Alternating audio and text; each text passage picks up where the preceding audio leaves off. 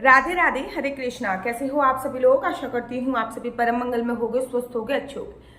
सबसे पहले आप सभी को जया एकादशी की अनंत और अनंत शुभकामनाएं। आप सभी को पता है जया एकादशी का जो व्रत रखा जा रहा है वो 29 तारीख दिन गुरुवार को रखा जा रहा है। वैसे तो गुरुवार का दिन ही अपने आप में बहुत सर्वोत्तम होता है श्री हरि विष्णु की पूजा अर्चना वंदना करने के लिए। ऐसे में एकादशी का आना अपने आप में ही सर्वोत्तम होता है। कोई भी कंफ्यूजन नहीं है इस बार की 2 दिन व्रत है। हर जगह केवल 29 तारीख का ही जया एकादशी का व्रत रखा जा रहा है। चाहे मैं बाके बहजी के मंदिर की बात करूं, निम्मिक संप्रदाय की बात करूं, गौड़े संप्रदाय की बात करूं, इस्कॉन टेम्पल की बात करूं, खाटू श्याम की बात करूं, हर जगह जया एकादशी का व्रत 29 तारीख को ही रखा जा रहा है। बड़ा धूमधाम से ये व्रत रखा जा रहा है। कहते हैं जया एकादशी का व्रत रखने से ब्रह्म हत्या जैसे पाप से भी आपको मुक्ति मिल जाती है और जीते जी तो आप सभी भोग विलास की चीजें जीते ही जीते हो। मतलब जया एकादशी का व्रत रखने से जीते जी आपको जो भी भौतिक सुख चाहिए होता है, पैसा है, गाड़ी है, धन है, दौलत है, बच्चे हैं, शादी है, सब कुछ आपको मिलती है। लेकिन मरने के उपरांत भी आपको मोक्ष की प्राप्ति होती है। ऐसा होता है जया एकादशी का व्रत। मैं हमेशा कहती हूँ एकादशी का व्रत त्रिदिवसीय व्रत की श्रेणी में आता है, अर्थात 3 दिन तक उस व्रत के नियमों का पालन करना होता है। एकादशी वाले दिन सुबह सुबह पानी में गंगा जल डाल के स्नान करना चाहिए। देखो बड़े सारे लोगों के पास गंगा जल होता नहीं है, जैसे कि अभी राइट नाउ हम पुणे में है तो पुणे में गंगा जल की व्यवस्था नहीं हो पाती। तो ऐसे में पुणे की जो भी नदियां या फिर आप जिस भी स्थान पर रह रहे हो वहां की जो भी नदियां हैं उस तीर्थ का जल ला के आप रख लीजिए और उस तीर्थ का जल भी आप लोग पानी में डाल सकते हो और उसके बाद स्नान कर सकते हो। नहीं तो आप आंवले का रस तो हर जगह ही उपलब्ध हो जाता है, आंवले का रस पानी में डाल के स्नान कर सकते हो। माघ का महीना चल रहा है, माघ के महीने में काले तिल पानी में डाल के स्नान करने की बहुत अधिक महिमा होती है। काले तिल पानी में डाल के स्नान कीजिए। एक बात याद रखिए, लोग मुझसे जरूर पूछते हैं कि एकादशी से एक दिन पहले हम लोग चावल का सेवन कर सकते हैं या नहीं।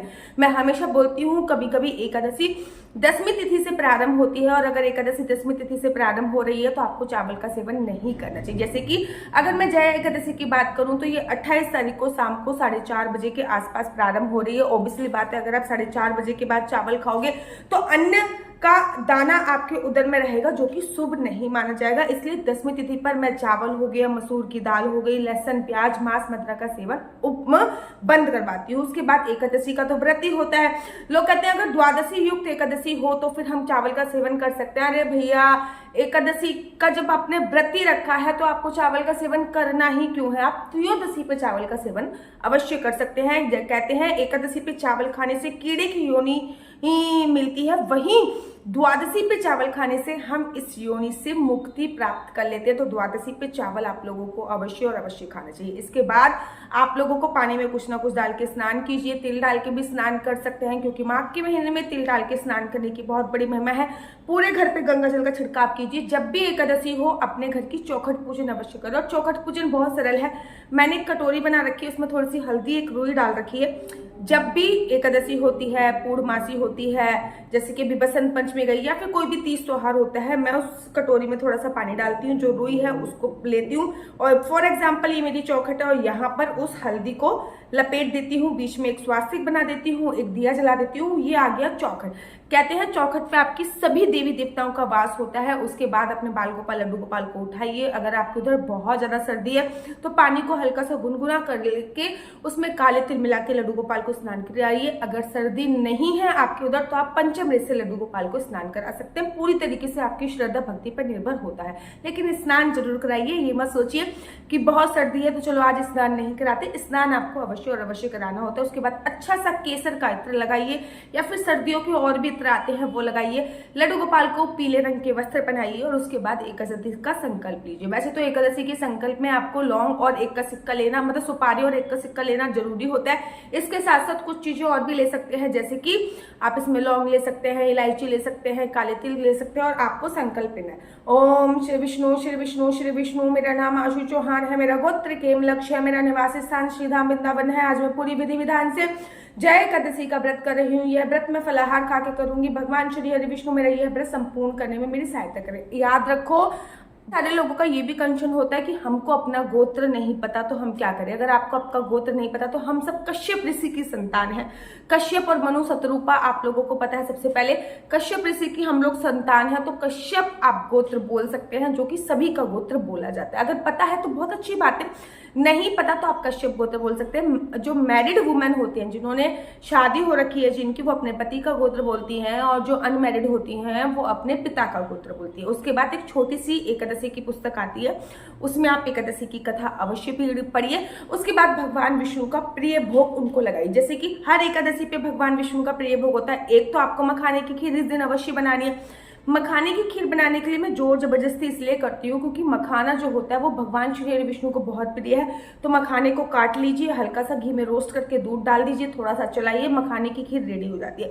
उसी के साथ साथ हर एकादशी पे भगवान का प्रिय भोग अलग अलग होता है। जैसे कि अगर मैं जया एकादशी की बात करूँ तो जया एकादशी पे भगवान श्री हरि विष्णु का जो पसंदीदा भोग है वो है ईख का भोग, जिसको कहीं कहीं गन्ना भी बोलते हैं। आप कहोगे दीदी सर्दी के मौसम में गन्ना कहाँ से लेके आए? वैसे तो इस टाइम पे गन्ने की खेती हो रही है, लेकिन गन्ना अगर आपको मिल रहा है बहुत अच्छी बात है, नहीं मिल रहा तो फिर आप गन्ने वाली जूस की जो दुकान होती है वहां पे आपको गन्ना अवश्य मिल जाएगा, वहां से गन्ना लेके आइए और गन्ने का भोग भगवान श्री विष्णु को लगाइए। और गन्ने के जूस का भोग भी भगवान श्री विष्णु को लगा सकते हैं। इस दिन ना श्रीधाम वृंदावन में गन्ने के जूस का एक व्यंजन बनता है, खीर बनती है विदाउट चावल की। तो अगर आपको वो बनाने आती है तो आप वो अवश्य बनाइए।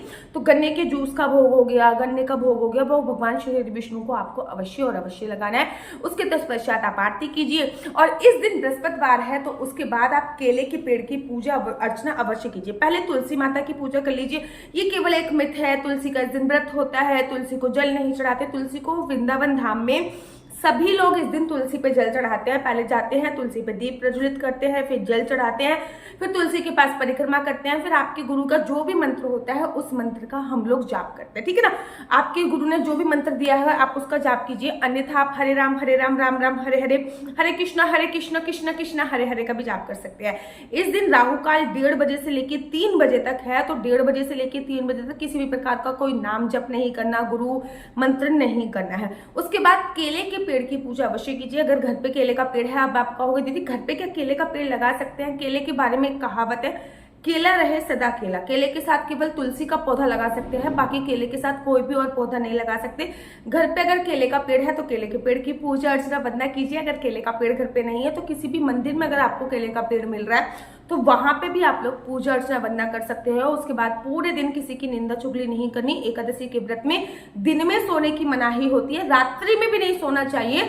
जितना ज्यादा हो सके, एकादशी का अर्थ होता है 5 कर्मेंद्रियां, 5 ज्ञानेंद्रियां और एक मन को भगवान के प्रति समर्पित करना।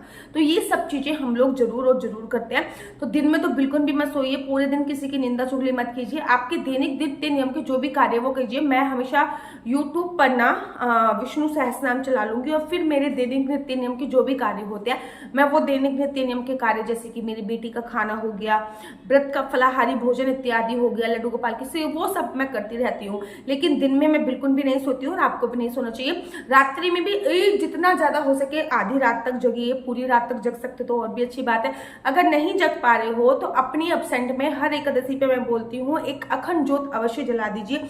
अगर आप अखंड ज्योत जला दोगे तो बेशक आप सो जाओ, लेकिन आपकी साक्षी अखंड ज्योत जल रही होती है। एक क्वेश्चन और भी मुझसे एकादशी से संबंधित पूछा जाता है कि 10वीं तिथि पे रात्रि पे हम लोग शरद हो सकते हैं। डेफिनेटली 10वीं तिथि पे आप शरद हो सकते हो, लेकिन रात्रि का स्नान जो होता है वो राक्षसी स्नान की श्रेणी में आता है। इसलिए 10वीं तिथि पे सुबह सुबह या फिर दोपहर के समय अपना सर वॉश कर सकते हो। क्या एकादशी पे हम सर वॉश कर सकते हैं? कुछ नियम होते हैं एकादशी पे सर वॉश करने के, जैसे कि एकादशी पे अगर आपको अपना सिर धोना है तो बेसिकली कुछ बातों का ध्यान रखना है। नंबर 1, या तो आप अशुद्ध अवस्था में उस दिन आपका 5वां दिन या 6ठा दिन पूर्ण हुआ हो तो आप पानी में हल्दी डालकर बिना शैम्पू वगैरह के केवल जल डाल लीजिए, या फिर अगर सूतक पातक उसी दिन खत्म हुआ हो तो आप पानी पे सिर पे पानी डाल सकते हो। वैसे 10वीं तिथि पर आप सिर धो सकते हो। तो इस प्रकार से आपको एकादशी का आपका नियम होना चाहिए। अगले दिन द्वादशी पे किसी योग्य ब्राह्मण को घर पे बुलाकर, ब्राह्मण नहीं आ सकता तो फिर किसी कुंवारी कन्या को घर पे बुलाकर, वो भी नहीं आ सकते, किसी गरीब को घर पे बुला के भोजन कराइए, भगवान को भोग लगाइए। उसके बाद आपको अपने व्रत का पालन करना चाहिए। हरिवासन समय निकलने के बाद ही आपको अपने व्रत का का पालन करना चाहिए। मेरा नंबर आपको नीचे स्क्रीन पर दिख रहा होगा। मेरा नंबर है 4/9/20-25-65। I repeat again 4/9/20-25-65। आपका बच्चा जॉब करेगा या बिजनेस करेगा? बिजनेस करेगा तो किस फील्ड में बिजनेस करेगा? जॉब करेगा तो किस सेक्टर में जॉब करेगा? क्या है आपके बच्चे का लकी नंबर? क्या है आपके बच्चे का लकी कलर? क्या कुंडली में राजयोग है या नहीं? कुंडली में संतान प्राप्ति का योग है नहीं?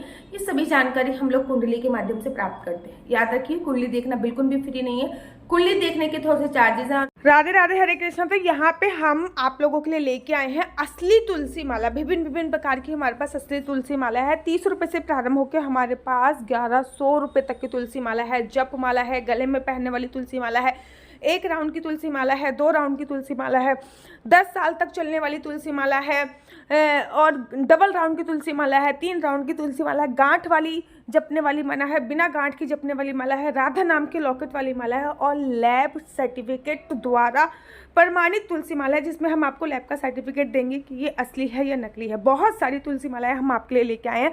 न केवल हम आपके लिए तुलसी माला का कलेक्शन लेके आए हैं, अपितु लड्डू गोपाल की असली तुलसी माला जिसपे राधा नाम का लॉकेट है, लड्डू गोपाल के लिए वैजंती माला, लड्डू गोपाल के लिए चंदन माला भी हम लोगों के लिए लेके आए हैं।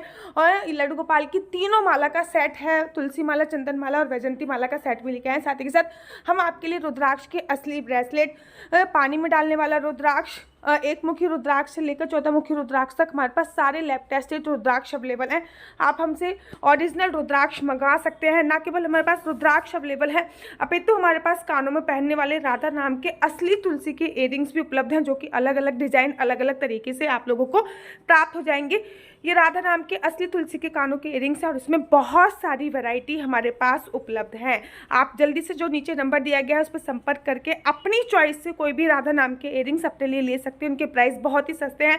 150 रुपये से फ्री हो 150 रुपये से स्टार्ट होकर मात्र 200 रुपये तक है। और ये है राधा रानी और भगवान श्री कृष्ण जी के चरण, जो आपको अपने मंदिर में जरूर और जरूर विभिन्न प्रकार की अलग अलग तुलसी मालाएं आप लोगों के लिए उपलब्ध है। 30 रुपये से प्रारंभ होकर 1300 रुपये तक की तुलसी मालाएं आप लोगों के लिए उपलब्ध है। हम आप लोगों के लिए लेके आए हैं श्रीधाम वृंदावन की रज, 8 प्रकार की रज इसमें उपलब्ध है। न केवल एक सेवा कुंज की, निधि कुंज की, ललिता कुंड की, राधा कुंड की, कृष्ण कुंड की, निधि वन की, यमुना जी की, 8 जगह की ब्रज रज इसमें आपको उपलब्ध हो जाएगी। ऑर्डर जल्दी से जल्दी नीचे दिए गए नंबर पर करिए, हमारे पास लिमिटेड स्टॉक है। राधे राधे। और प्लीज इस नंबर पे मुझसे किसी भी प्रकार से कोई भी क्वेश्चन आंसर पूछने के लिए फोन मत कीजिएगा, क्योंकि ये नंबर केवल और केवल मैंने कुंडली दिखाने के लिए दिया हुआ है। अगर आपको मेरी वीडियो अच्छी लगती है तो आप अपने YouTube चैनल हरि बोल को लाइक, शेयर, सब्सक्राइब करना बिल्कुल भी मत भूलिए। तब तक के लिए मुझे दीजिए इजाजत। राधे राधे, हरे कृष्णा, हरि बोल।